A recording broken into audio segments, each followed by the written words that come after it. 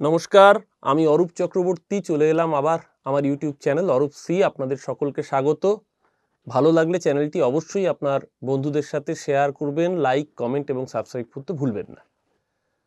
আজ থেকে প্রায় 3 দশক আগে কবির সুমন, তদানীন্তন সুমন চট্টোপাধ্যায় তার এক কালজয়ী গানের লাইনে লিখেছিলেন, বাংলার ধনুকের ছিলায় ছিলায় যত টান, তীরের ফলায় তবু বিষ নয় লালনের গান, সে গানের ঋদ্ধ বুক রক্তে অশ্রু ছলো ছলো, এ যদি আমার দেশ না হয় তো কার দেশ বলো।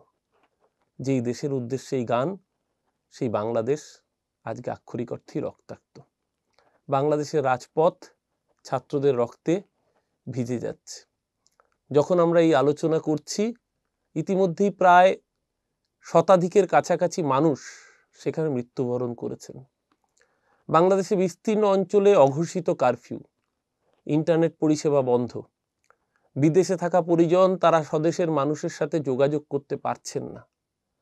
কিন্তু কেন আজকের এই পরিণতি? মূল দাবি কি?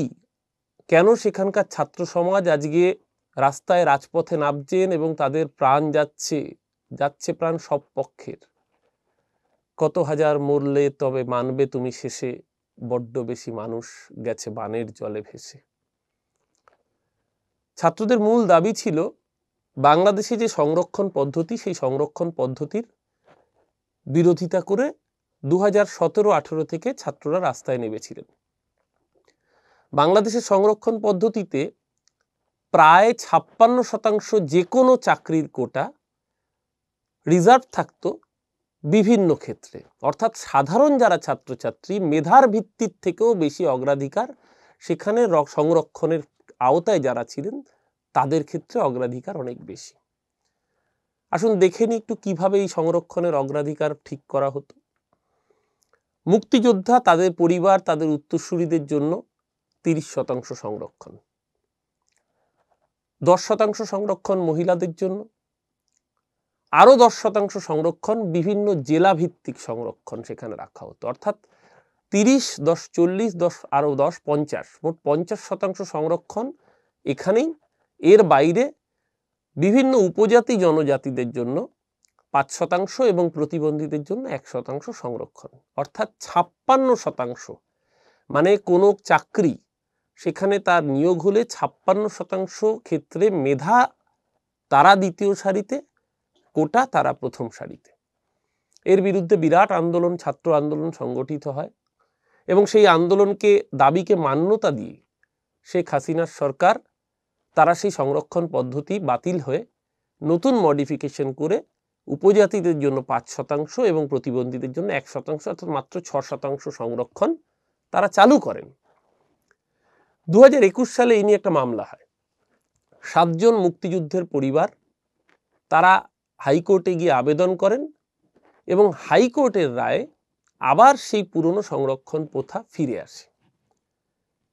এই রায়ের বিরুদ্ধে ছাত্র সমাজ রাস্তায় নামে এবং একজন আরেকজনের বিরুদ্ধে এই জায়গা পরিস্থিতি তৈরি হতে হতে আজকের বাংলাদেশ এই রক্তক্ষয়ী অবস্থায় পৌঁছে গিয়েছে। কিন্তু বাংলাদেশ রক্তক্ষয়ী অবস্থায় পৌঁছলে লাভ কার আর ক্ষতিকার? বাংলাদেশ যদি রক্তাক্ত হয়, বাংলাদেশ যদি এই ধরনের ক্রন্দন রোলে আক্রান্ত হয়, তাহলে নিশ্চিতভাবে প্রতিবেশী হিসেবে আমাদের কাছেও সেটা অত্যন্ত বেদনাদায়ক, অত্যন্ত খারাপ লাগার। আমরা আশাবাদী বাংলাদেশের সরকার সহমর্মিতার সাথে এই বিষয়টার দিকে নজর রেখেছেন এবং অচিরেই সেখানে শান্তি স্থাপনের জন্য যা যা প্রয়োজনীয় পদক্ষেপ করবার করবেন। কিন্তু শেখ হাসিনার সরকার তারা তো চেয়েছিল যে এই সংরক্ষণ প্রথাটাকে চেঞ্জ করে ছাত্রদের দাবিকে মান্যতা দেওয়ার। এবার আদালতের রায় সেটা হয়তো প্রাথমিকভাবে রোল ব্যাক হয়েছে, কিন্তু এই শেখ হাসিনার সরকার আবার এই রায়ের বিরুদ্ধে চ্যালেঞ্জ করে আদালতেই গেছেন। অর্থাৎ সরকার ছাত্রদের দাবির প্রতি সহানুভূতিশীল, কিন্তু তাহলেও কেন রক্ত ঝরছে?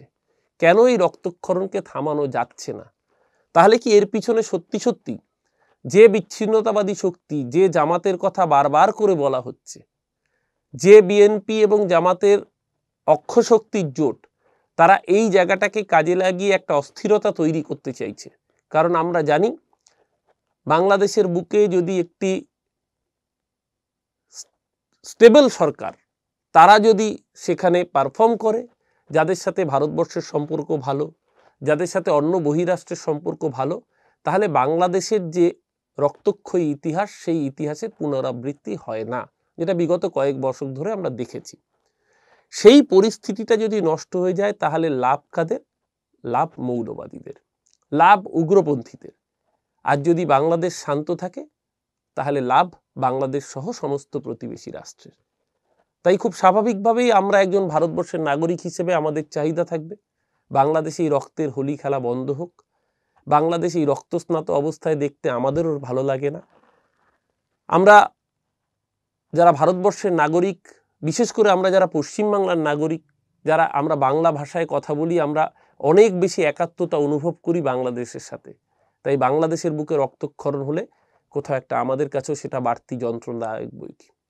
আমরা চাই বাংলাদেশ তার এই অশুভ সময় কাটিয়ে উঠুক, আবার নতুন সকালের দিকে নতুন ভোর দেখুক বাংলাদেশ।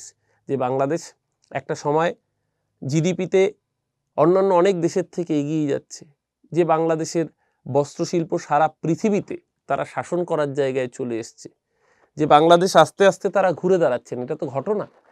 আজকে সামগ্রিকভাবে বাংলাদেশ অর্থনৈতিকভাবে শক্তিশালী হয়েছে। পদ্মা নদীর ওপর বিশাল সেতু দেখিয়ে দিয়েছে বাংলাদেশ স্থাপত্য শিল্পেও কোনো দেশের থেকে পিছিয়ে নেই। বাংলাদেশের সমুদ্র বন্দর, তার চাহিদা বেড়েছে। বাংলাদেশ আস্তে আস্তে শক্তিশালী রাষ্ট্রে পরিণত হচ্ছে। সেই রাষ্ট্রের বুকে এই অস্থিরতার অবসান ঘটুক, আবার সবাই মিলে সেই সৌভ্রাতৃত্বের বাংলাদেশ, যে বাংলাদেশের ছাত্ররা একদিন মুক্তিযোদ্ধা হয়ে রাজাকার বাহিনীকে পরাজিত করেছিল, আজকে যেন আবার নতুন করে কারুর ট্র্যাপে পা দিয়ে বাংলাদেশ আগামী কয়েক দশকের জন্য অস্থিরতার আবহে পড়ে না যায়। সেই দিকে যেরকম বাংলাদেশের ছাত্র সমাজকেও নজর রাখতে হবে, একই সাথে সরকার পক্ষ তাদেরও সহানুভূতিশীল হয়ে আরও নরম হয়ে ছাত্রদের দাবি দেওয়ার দিকে সচেতন থেকে তারা সেই সমস্যার সমাধান করবেন, এই আশা একজন সহনাগরিক হিসেবে, একজন প্রতিবেশী রাষ্ট্রের নাগরিক হিসেবে, বিশেষ করে একজন বাংলাভাষী মানুষ হিসেবে আমাদের থাকলো। কারণ আমরা একই ভাষায় কথা বলি। এটা তো ঘটনা, আজকে আন্তর্জাতিক মাতৃভাষা দিবসে বাংলা ভাষা সারা পৃথিবীতে শ্রদ্ধার সাথে উচ্চারিত হয়। তার মূল অবদান তো বাংলাদেশের ভাষা শহীদদেরই। আজকে আমরা সেই আলোয় আলোকিত। নিশ্চিতভাবে আমাদের দেশেও বরাক উপত্যকার শহীদরা তারা মাতৃভাষার জন্য প্রাণ দিয়েছিলেন, এই বাংলা ভাষার জন্যই।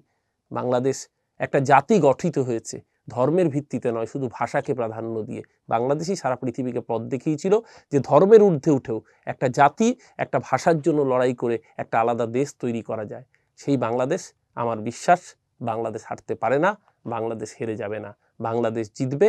নতুন ভোরে বাংলাদেশের ছাত্রছাত্রীরা যারা একদিন মুক্তিযোদ্ধার বীরের শিরোপা পেয়েছিল, সেদিনকেও ভারত তাদের পাশে দাঁড়িয়েছিল। ইন্দিরা গান্ধী ভারতীয় সেনা নিয়ে বাংলাদেশের পাশে দাঁড়িয়েছিলেন বন্ধু হিসেবে। ভারতবর্ষ চিরকাল বাংলাদেশের বন্ধু শক্তি ছিল, আছে, আগামী দিনেও থাকবে।